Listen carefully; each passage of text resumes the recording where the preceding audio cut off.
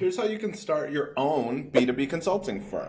So, a lot of people who are in maybe the 9 to 5 world or have another business, whether you own a bakery or you own a gym or you own a construction company, a lot of people want to get into like B2B consulting, but they're not sure where to start. So, I'm going to give you kind of a rough outline as to how to do it so that you can go make more money, diversify your assets, diversify your income in the next couple seconds. So, first thing you want to do is if you're starting a B2B consulting firm, is you got to pick who you want to work with, right? So niche down, right? Kind of select where you want to go. Now, a lot of people who are consultants will often say things like, well, AJ, all business is very similar. I'm helping people at a macro level. I help people with their financials, or I'm industry agnostic, is what they'll say. And that's really super cool. And I'm glad you can do that.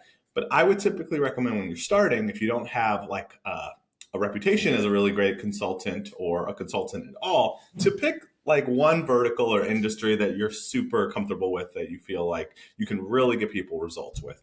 Typically, the like fallback advice would be, it's something you've already done, is going to be maybe the easiest place to start when you're starting some sort of consulting. So when I started consulting, I had previously owned and scaled some gyms and fitness centers. And so I actually started in the fitness and wellness space, and I consulted hundreds of brick and mortar businesses before I then went into kind of other industries. And so that's what I might recommend for you, whether your experience is in, cleaning industry, restaurants, the gym space as well, anything like that. Construction, is stay where your area of focus is, whether you've like owned a business or worked in that place before. So that's kind of like the first thing, is pick that niche. The second thing is go in there and fix like one main problem. I think it's kind of challenging if you're a consultant and you kind of want to just be a general strategist.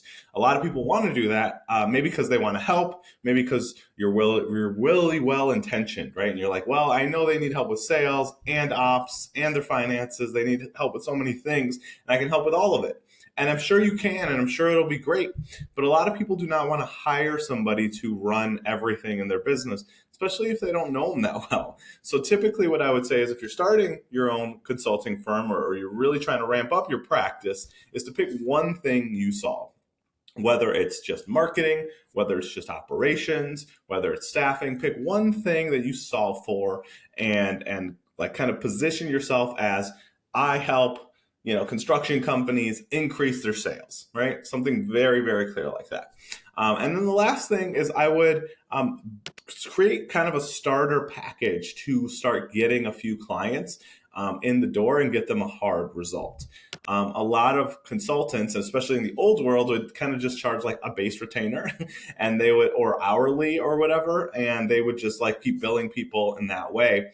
I typically would say, especially if you're going out there and trying to find new clients, to maybe have like a 30-day, 60-day, 90-day kind of sprint, where you're achieving one hard outcome in that time. So whether it's like, hey, I'm helping construction companies, hire really great salespeople in 60 days or less, right? That's a very solid offer where you can come in as that consultant, solve one problem. And then once you've shown you can solve that problem, then you can kind of upgrade or retain people into longer term engagements and deals. So those are the three main steps I would take if you're trying to start your own consulting firm. It doesn't have to be super complicated. You do not have to overthink it. And you do not have to go buy a 5-figure course or training program to learn how to do it. It's that simple. All right. So I hope you found that helpful. If you did, tell me. If you didn't, keep it to yourself. I don't want to hear about it.